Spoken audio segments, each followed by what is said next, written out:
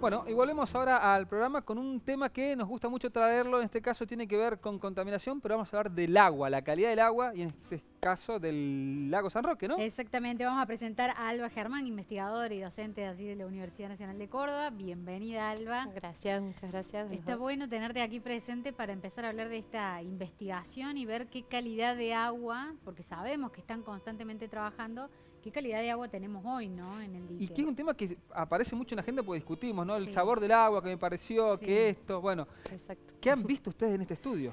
Bueno, la principal ventaja o lo más destacable de nuestro estudio, por ahí, a diferencia de otros estudios que se vienen realizando hace muchos años en el embalse San Roque, es el monitoreo satelital que hacemos.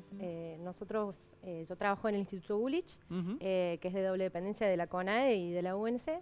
Y bueno, estamos especializados en todo lo que es el procesamiento de imágenes satelitales y cómo obtener información desde las imágenes. Eso fue por la importancia de tener los satélites siempre sobrevolando para tener este tipo de investigaciones, ¿no? Exacto, porque nos dan un dato que es muy constante, que siempre se toma de la misma manera Claro. y que se independiza en el tiempo, siempre necesita validación de los datos de campo, todos los productos satelitales necesitan validación, pero nos da mucha más información a nivel de área y a nivel de tiempo que un monitoreo in situ que tiene puntos concretos en algunas zonas, como los que realizan, por ejemplo, la provincia de Córdoba, el Instituto Nacional del Agua, la Universidad Nacional. Bueno, mucha gente está todo el tiempo estudiando el San Roque y todos trabajamos en conjunto.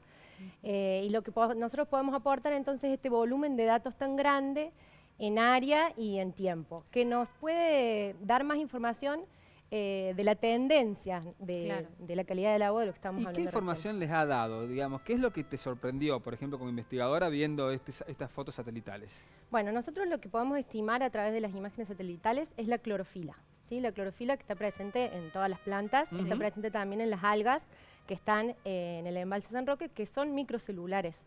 Lo que nosotros podemos observar cuando hay lo que se denomina una floración de algas, es decir, una explosión en su crecimiento, es el color que vemos verde, o algunas algas dan un color marrón, o el sabor o el olor, ¿sí? A veces tiene un olor muy fuerte, que eso también se habla mucho en los medios porque es un olor muy molesto. La gente que vive cerca de, por ejemplo, la zona del San Antonio, de la Embue, Sí, ahí, ¿no? sí tiene Punta. algunos problemas con eso. Y bueno, es un tema que, como te digo, sobre todo en la zona central del San Antonio, se detecta mucho porque la población está todo el tiempo en contacto con eso, pero en la zona del Cosquín, que es al norte del embalse, hay mucho menos población sobre el embalse y mucho menos quizás control de la periodicidad de las floraciones que se dan en esas zonas. Y lo que yo detecté, en mi equipo, nuestro equipo de investigación, hemos detectado, es que hay un aumento o una tendencia de aumento en toda esa zona del Cosquín. Y el principal problema de eso es que por la misma corriente o la hidrodinámica, digamos, del embalse, eso va hacia la garganta. Y la zona de la garganta, donde está el paredón, es donde está la toma de aguas cordobesas. Sí. Además también un dato, digamos, importante que hemos podido detectar con las imágenes es que la bahía en la que se encuentra más cercana a el emisario de la planta de tratamiento de afluentes cloacales de la ciudad de Carlos Paz está teniendo una tendencia de aumento en el valor de clorofila. Pero no era que ahí, o sea, había un tratamiento y que habían empezado a hacer un tratamiento, procesamiento de los líquidos cloacales del que venían de Carlos Paz. ¿Qué sucedió con eso? Eso se realiza, Sí. el tratamiento se realiza. El problema es lo que se denomina el tratamiento terciario, que es la decantación de los nutrientes. Este es el último paso y lleva un tiempo, ¿sí? Porque uno tiene que decantar esa agua en piletones, etc. Esto, cuando la presión sobre el sistema de tratamiento de afluentes cloacales es muy grande, por ejemplo en la época estival, sabemos que vienen muchísimos turistas a esa zona, quizás los tiempos no dan abasto o quizás no se tienen todos los materiales, la cantidad de materiales que se necesita para ese proceso y quizás esa parte no se estaría haciendo o se está haciendo de forma deficitaria. O sea que las medidas no son suficientes por ahora. Por ahora yo diría que no y sobre todo en la cuenca del Cosquín, que es una cuenca que está muy fuertemente urbanizada, no estamos hablando del San Roque, sino de la cuenca del norte, donde está todo el río Cosquín, hay un montón de poblaciones ahí, esto ha crecido mucho y no hay una planta de tratamiento en esa zona. O sea, ahí van los líquidos cloacales puros al río. Hay probablemente todo el tratamiento a través de pozos negros, hay formas de tratamiento, pero están siendo insuficientes. Eso es lo que yo puedo decir mirando el resultado que es la recolección del agua en el San Roque. Y el dato del crecimiento de clorofila y el crecimiento de las algas tiene que ver con esto, ¿no es cierto? Exacto, porque los nutrientes son el alimento de las algas. Eso quería que contemos. Exacto. Lo que yo mido son la cantidad de algas o la biomasa algal que se dice. Esto, cuando hay una explosión, se da por distintas condiciones, pero la básica es que tiene que haber el alimento para las algas, que son los nutrientes, el fósforo y el nitrógeno. Por el uso de suelo de nuestra cuenca, de toda la cuenca del San Roque, que es principalmente urbano, podemos decir que la principal fuente es la población, ¿sí? Porque otras fuentes podría ser nitrógeno, por ejemplo, de la fertilización de los cultivos, pero en este caso hay muy poca actividad agrícola. Claro. Entonces, por eso podemos decir que la principal fuente es esa. Es muy difícil detectar las fuentes de nutrientes, porque en general son lo que se dice difusas. ¿Sí? Ni por satélite tampoco se puede ver. No, yo no puedo detectar. Ni por toma de agua. Sí, no, la toma de agua sí, pero tenés que ir exactamente a ese punto. En ese momento. En ese momento. Toda la cuenca es muy difícil. Y se hace un trabajo muy grande realmente en monitorear la cuenca, por parte de la provincia, por parte del Instituto Nacional del Agua.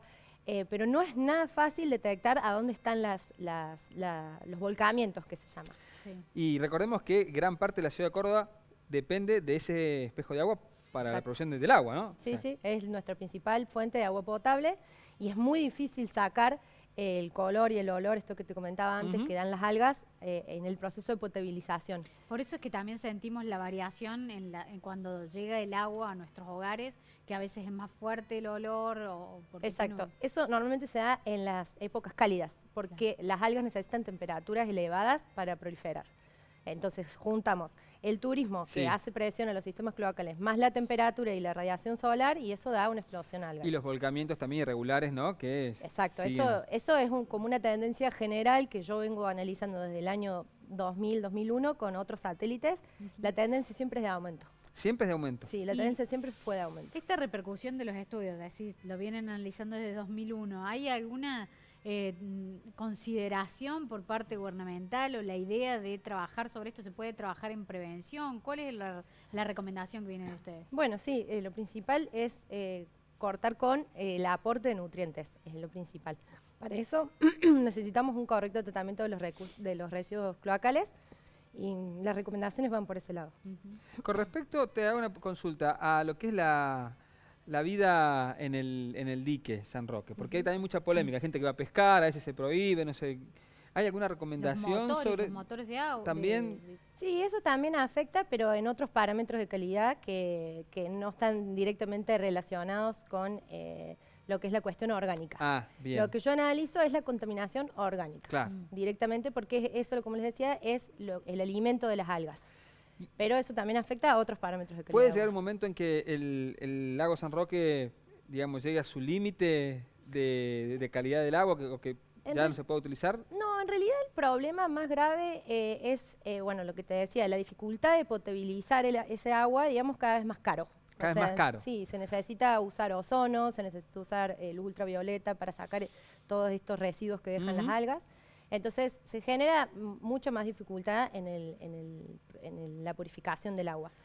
Otro problema muy grave es la colmatación de los embalses, que se llaman, que todos estos nutrientes y todas estas algas que después se mueren, que también son contaminación orgánica, van al fondo, decantan.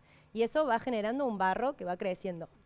Pero eso lleva muchos años. Entonces, bueno, no es que no es que nos vamos a quedar sin agua, pero es el agua que tomamos, es importante cuidarla. Gracias a ustedes por cuidarnos el lago San Roque, realmente. No, y aparte por trabajar con ese volumen de datos, por el trabajo de investigación que hacen, el tiempo que le lleva, así que felicitaciones. Saludos a toda la gente. Muchas gracias, gracias a ustedes. Gracias por esta charla. Gracias a ustedes. Muy interesante.